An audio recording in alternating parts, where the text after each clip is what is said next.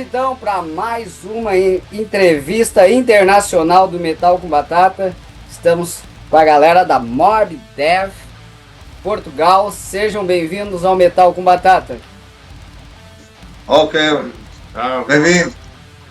Para nós é um gosto de estar aqui presente para esta entrevista, para esta conversa com o Metal com Batata. Yeah.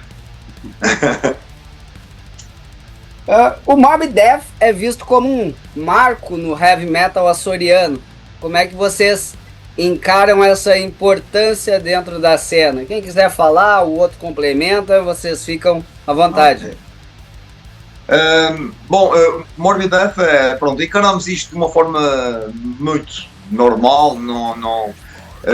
Há quem diga que a gente tem uma certa responsabilidade em tudo o que tem sido feito ao longo dos anos, desde os primórdios de 1990, desde que o ano em que a gente se formou, mas apenas somos mais uma banda que tenta fazer o melhor pelo heavy metal no nosso underground, né?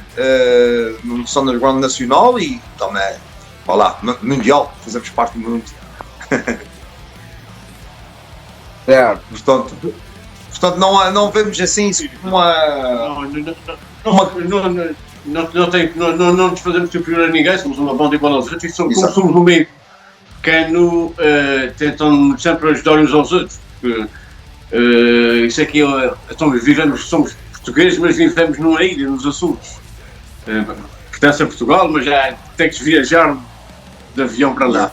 E aqui, como um meio muito pequeno, tentamos sempre ajudar uns aos outros. Por isso não há, podemos ser a banda mais antiga, assim, mais importante, mas nós não fazemos isso como, digamos, um rol, nem pensar nisso, somos aqui para a direção de ajudar uns aos outros. Sim. Recuando lá a 1990, né?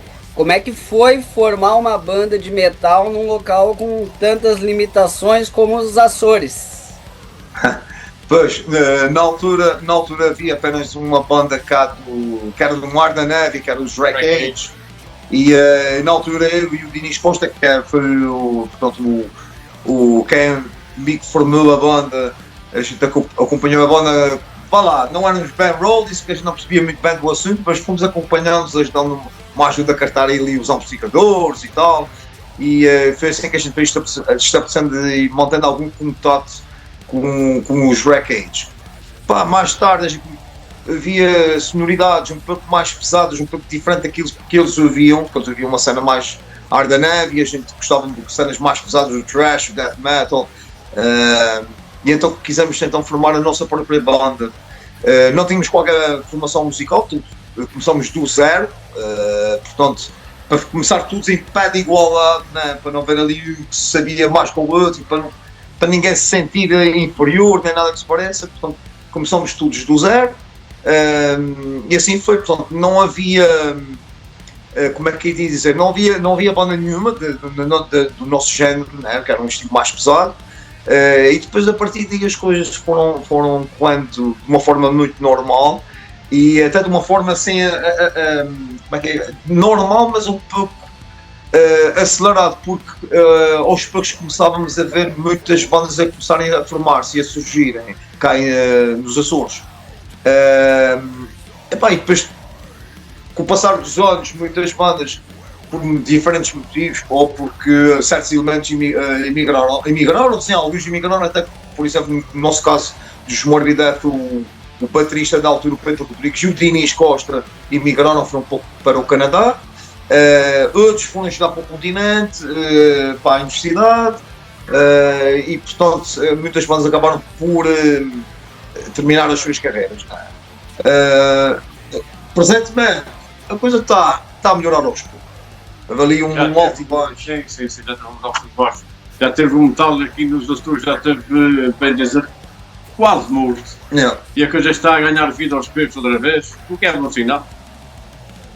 Sim, é muito bom ter outras bandas aí já já começaram, por exemplo, o João toca nos Carnification e já tem um álbum já preparado, o estúdio, a parte de produção já está tudo já feito, pronto, e penso que em breve, não sei quando, ela é que é o mentor do projeto, portanto, ele diz que é este ano. O que eu posso dizer é uma da música que ele está potentíssimo. Está muito bom, está muito bom. Música para ressuscitar os mortos. Portanto, estejam atentos, Carnification. Show. Se precisar, mandem material pro Metal com Batata. Inclusive a gente tem o programa do Manuel Joaquim ali no Eclipse Metálico aí em Portugal, né? Nos nossos programas aí que a gente faz, o Brasil Metal News. Mandem material, a gente tá sempre divulgando, beleza? Obrigado. E desde o início a ideia era criar algo único, né? Que é que motivava essa procura por uma identidade própria aí. Bom, criar algo único, de facto, era algo único mesmo, não havia nada cá com a sonoridade, né? Já sabe, o ser-se único era neste sentido, sim senhor, éramos únicos na altura, mas em termos de sonoridade tínhamos as nossas influências. Já posso dizer, uma banda que tu se calhar nunca viste falar, né? Tínhamos muitas influências dos Sepultura, né? Nunca viste falar, né? Ninguém conhece, né? Só me criei ouvindo, né? Só me criei ouvindo, desde a adolescência. Portanto, foi uma grande influência, o Max Cavalera e o resto da malta. Obviamente, crescemos a ouvir esses álbuns, Beneath the Remains e tudo o que veio por aí afora. Também Sodom, Creator, quer dizer, tínhamos inúmeras influências e pronto, a coisa foi por aí. Neste aspecto não éramos os únicos, porque ao fim e ao cabo a gente tem sempre um pouco das nossas influências, daquilo que a gente ouve aqui e acolá, e de uma forma, até às vezes, de uma forma irrefletida, a gente aqui e acolá pode até soar a banda A, B ou C, portanto, mas isto não é de propósito, é a coisa sai, flui dessa forma e depois já sabe que depois associa uma banda ou outra, embora às vezes eu tenha alguma dificuldade em arranjar religião. No outro dia a gente estava aqui a falar sobre isso, estávamos a comentar por causa do nosso novo álbum Bela Baixas, que tipo de banda, que banda é que a gente poderia se assemelhar, não é que a gente pretenda assemelhar-se a quem quer que seja, mas a gente sabe que é difícil, né? Porque hoje em dia já há muito género musical, há muita banda, mas às vezes há ali umas conotações, há umas semelhanças de banda para banda e às vezes fico com uma dificuldade em tentar arranjar uma ou outra. Que não é que a gente seja únicos, mas a gente tem alguma dificuldade em arranjar uma banda que possa ficar, pronto, que possa soar mais ou menos, ou a gente soar a eles, ou whatever, portanto. Não sei, mas também deixamos espaço para as pessoas, não é para a gente simplesmente a gente faz, se nos agrada, está lá. Portanto, a partir daí. Nós temos a música, a gente compõe a música, não pensam de A ou C, vai saindo do dia a dia, é assim. É o que sabe. No geral, depois de soar ao vivo a uma banda aqui ou ali. As nossas desculpas.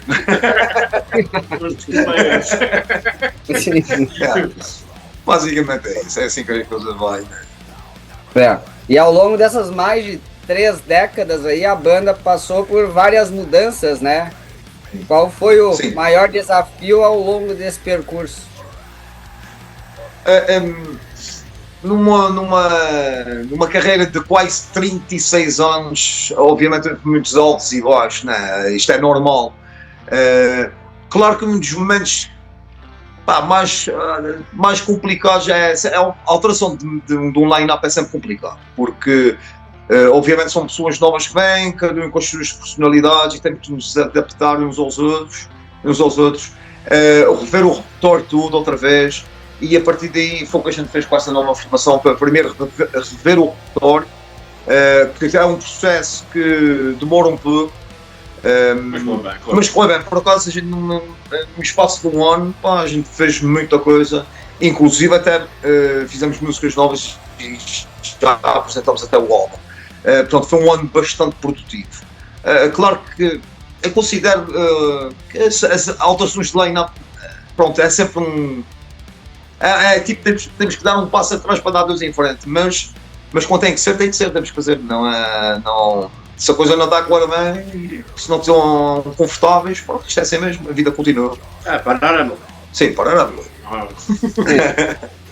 Isso é comum aqui no Brasil também, devido a todas essas mudanças. Às vezes a banda tá, quando tá se encaminhando bem, daqui a pouco troca um integrante, tem que voltar para trás, o cara novo já tem que ensaiar, tem que dar uma segurada nos shows para depois voltar, inclusive gravações de disco. Exato. É bem comum, infelizmente, mas faz parte, né, do underground. Exatamente, faz parte. Faz parte, mas felizmente com esta formação a gente ultrapassou este obstáculo, deixar parte de distinção, portanto. Muito trabalhinho de casa. Sim, muito trabalhinho de casa também, embora sejamos amadores, cada um de nós sabe o que tem a fazer, portanto só aí para-se muito tempo. E a gente basicamente vê os ensaios a para ensaiar, ou seja, a gente já vem com tudo já preparado de casa, lá o trabalho, portanto a gente faz o nosso trabalhinho de casa e depois torna-se mais difícil. Por exemplo, a gente só ensaia uma vez por semana e só uma vez, portanto cada um tem as suas vidas, não é? Por exemplo, o João faz trabalho à noite, tem dias de trabalho à noite, trabalho noturno, portanto, e a gente tenta conciliar isto tudo e pronto, muitas vezes é preciso ser feito o trabalho de casa e tudo o processo é mais rápido, né, em si. Foi a conclusão ao longo deste ano, não há nem 3 meses ou 2 meses por aí. Um ano e um mês. Nada bem. Então o que a gente cita aqui no Brasil, quando a gente é novo, adolescente, a gente tem tempo, tem a semana toda para ensaiar, para treinar, mas não sabe tocar, não tem equipamento bom. Depois aí a gente vai conseguir ficar dinheiro, trabalhar, cresce, mas daí também não tem tempo para tocar, tem equipamento bom, aí não tem tempo para tocar, porque tem família, tem suas vidas, tem trabalho, né? Aumenta as responsabilidades. Mas é assim que acontece. Eu creio que é geral, não é? Isso acontece com toda a gente, com todas as bandas. Todas as bandas amadores, principalmente as profissionais, quando fazem a vida disto, pronto, eles sabem, portanto, gerem o seu tempo, são profissionais. Nós não somos profissionais, durante o dia temos a nossa profissão, à noite, pronto, a gente aparece com vontade para aliviar o stress, é a nossa terapia, não é? Ok. É isso aí. É Vocês chegaram a citar um pouco sobre as influências, né? Vocês conseguem verificar as principais influências que moldaram o som da Morbid Death ao longo desses anos? Numa fase, desde o início, desde 1990, acompanhei obviamente todas as fases da banda, né? até o dia de hoje. Sim, naquela fase inicial das demo tapes, da Nomad, da demo tape Nomad, da cassete e da Shameless Faith, claramente havia ali umas influências de Sepultura e metálicas e coisas assim. Thrash Death. Exatamente, ali no Thrash Death Metal. Depois, já no primeiro álbum, a gente já começou ali a enverdar mais os sons mais melódicos, vá lá, Paradise Lost, que era uma grande influência minha na altura, e que ainda continuo a gostar de Paradise Lost, embora eu já não tenha acompanhado nesses últimos álbuns. Não é que eu não gosto deles, mas pronto, lá está, essa tanta coisa, a gente vai vindo uma coisa de um lado, avança mais tempo para ouvir tanto trabalho que é editado ao longo do ano, e a gente não consegue ouvir tudo, tanta coisa. O João que diga que ele tem uma operação enorme também.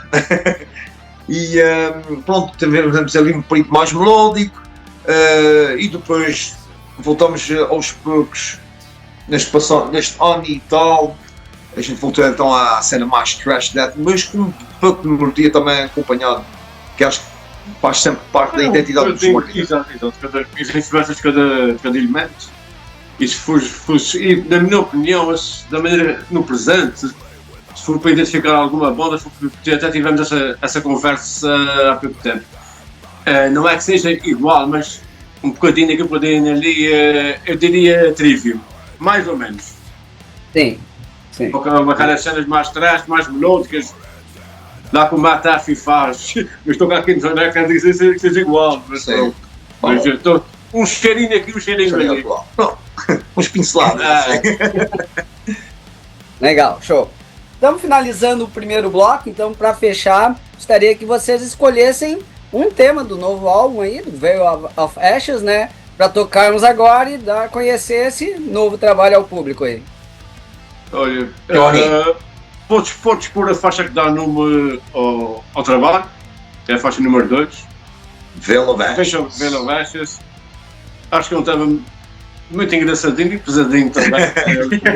Melódico, pesado, ali aquela. Os ingredientes todos. Beleza, quebrar tudo com esse sonsaço aí. Feito.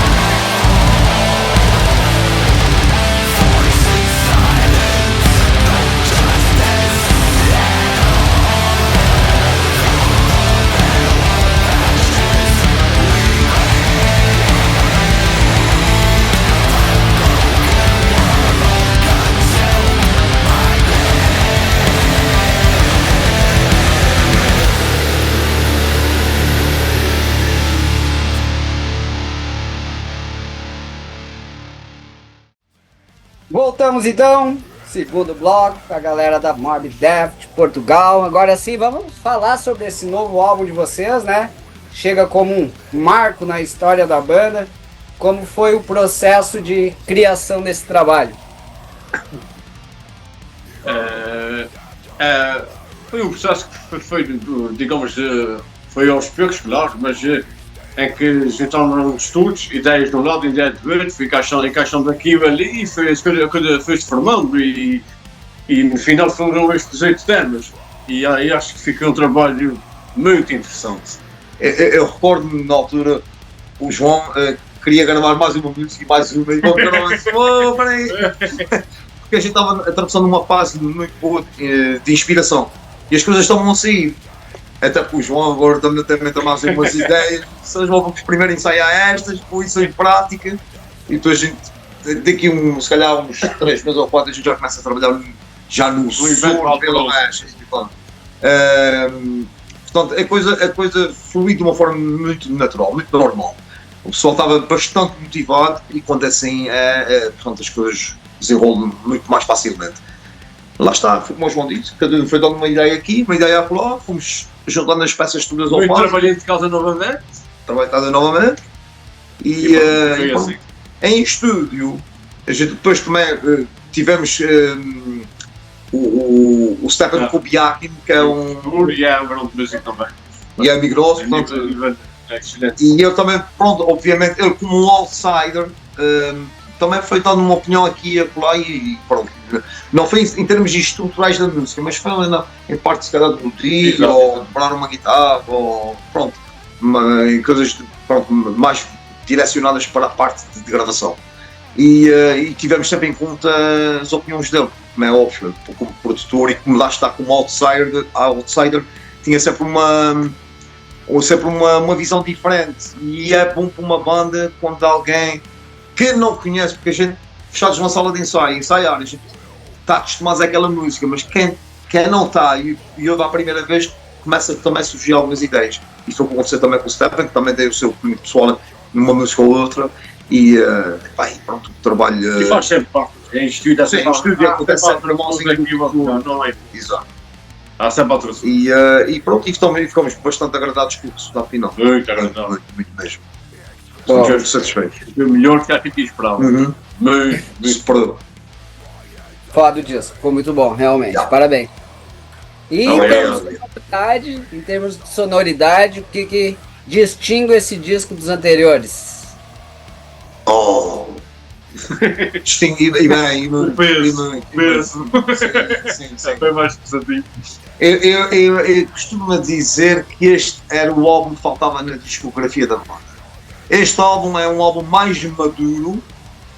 Nós, como pessoas mais mais experientes também, fez com que tudo soasse soasse como uma banda mesmo. Creio que está todos os elementos bem encaixados, bem interessado. Eu também tenho essa ideia e costumo dizer que este é o álbum que fazia falta à discografia da banda. Vamos lá ver o que é que vai ser no próximo, né? Mas a fasquia, na nossa opinião, a fasquia envolve um bocadinho a fasquia. E obviamente o próximo temos que fazer acima daquilo, ou igual ou acima até. Né? Portanto, já. Sim. Ok, próximo trabalho vai ser Brutal Dead Metal, que é uma versão. Cada dia que passa, a responsabilidade fica maior de fazer um no mesmo nível. O público cada vez é mais exigente. Animar o público. Sim, o público cada vez é mais exigente, não é? E nós próprios, acabamos também. Nós estamos com nós próprios para melhorar o dia a dia. Exatamente. Temos que ser exigentes também com nós próprios, senão. Sim. Tem que evoluir, não é? Pronto, isto acho que faz parte da natureza humana. Tentar sempre superar aquilo que foi feito anteriormente. Agora a perfeição, nunca chega, mas. Certeza. A perfeição então é tal coisa. Nunca chega a ser isso. Estás sempre a aprender. E existe algum conceito ou temática central por trás do Veil of Ashes?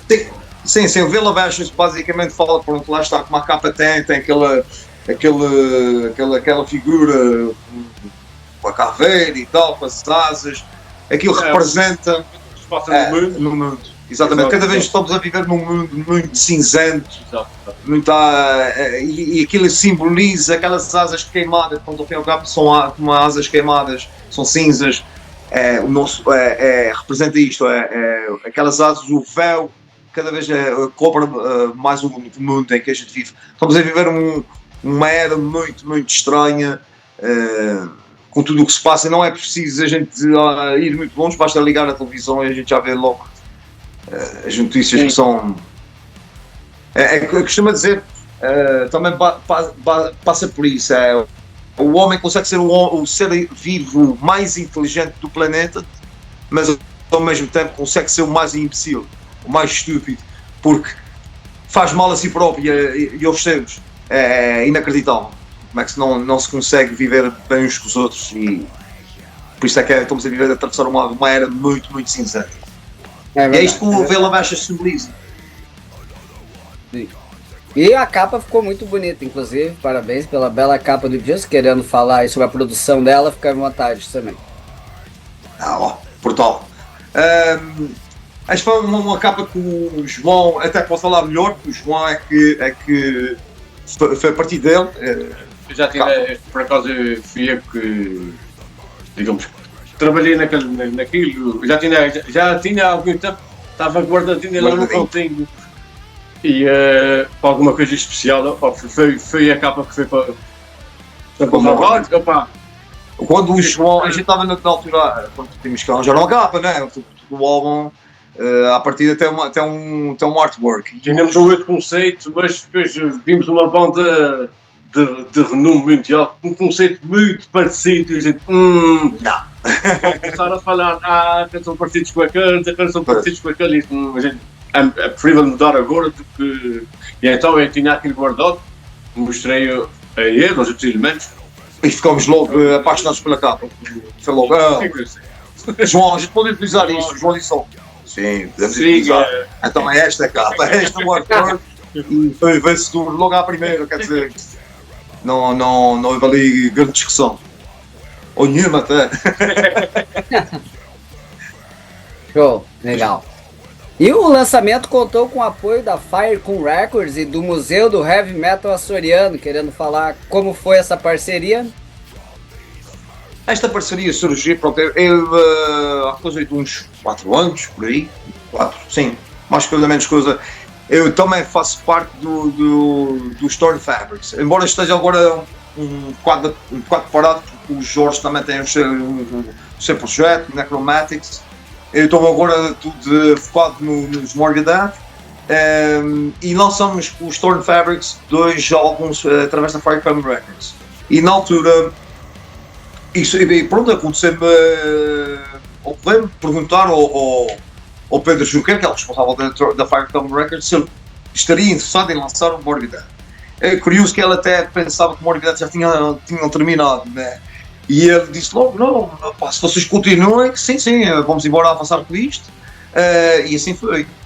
Em relação ao Museu do Heavy Metal Açoriano, o Museu do Heavy Metal Açoriano, quem lidera as operações do museu é o Marlin, um velho amigo nosso de longa data, ou seja, o Marlin acompanhou o nascimento, o desenvolvimento, e até a data de hoje, os Morgadad. Ele era meu vizinho, frente de rua, onde a gente era amigos, na adolescência éramos amigos. E claro, eu falei com o Marlin também, e ele disse que estava in. Portanto, depois falaram o Marlin com o Juqueiro, definiram as estratégias, o que era para fazer, e pronto, foi assim que foi essa parceria, o museu e a Firecon Records. E portanto há ali um trabalho de equipa em duas frentes, não é? Show, legal. Torn Fabrics, inclusive, eu já entrevistei também. Tem que procurar no canal Metal com Batata, tem a nossa entrevista com eles ali que nós fizemos também. Sim. Com quem foi? Desculpa, com Torn Fabrics, foi. Isso, Torn Fabrics, exatamente. Sim. Eu não lembro. Verdade.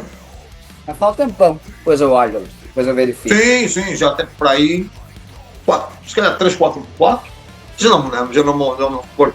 O All Might 2022, é por aí o Empire, acho que é de 2022, salvo ver. Não sei enganado, mas penso que é por aí. Portanto, já é 4 anos por aí. Isso. E quais são os próximos passos aí da Mob Death? Podemos esperar concertos, digressões ou outras novidades? Temos alguns concertos já agendados, obviamente com o nosso objetivo, porque vivemos numa ilha, que é a Ilha de São Miguel, que é uma das 9 ilhas do arquipélago dos Açores, que é território português, né? Portanto, o nosso objetivo é, quanto mais a gente conseguir tocar em Portugal continental, seria bom, porque é lá onde se passa tudo, a nível nacional, né? E o nosso objetivo é este, porque a gente aqui não há assim tantos eventos. A gente, se calhar, num ano, se tocarmos aqui 3 vezes ou 4, é muito. Já lá vai o tempo das vacas gordas, né? As vacas gordas ali para os anos 90, 2000, em que de repente a gente terminava um ano e para nós já era um bom número, com 12 a 14 concertos dados num ano, na sua maioria cá em São Miguel. Já sabe, se a gente eventualmente conseguir algum concerto no estrangeiro, fora de Portugal, isto então seria um marco. Pode soar estranho, a banda já tem quase 36 anos, mas nunca tocou fora de Portugal. Pode soar, muita gente pode pensar, se chegares, como é que é? Nunca saíram da sua terra, não, nunca saímos. Porque a gente tem um grande handicap para a gente sair daqui. Obviamente tínhamos que ter os contatos certos para poder tocar dentro das paragens, né? E além disso, todas as vezes que a gente sai daqui tem que apanhar um avião. No mínimo, sempre daqui para o continente é sempre de avião. Não há outra hipótese. E pronto, tem os seus custos, né? Lá está, não somos profissionais, não temos uma agência por trás de nós, não temos nenhuma multinacional ou whatever, alguém que pudesse vá lá investir, mas pronto, este é que tem que chegar à frente e nem sempre a gente também está aqui a nadar em dinheiro, né? É sempre preciso o capital, não é?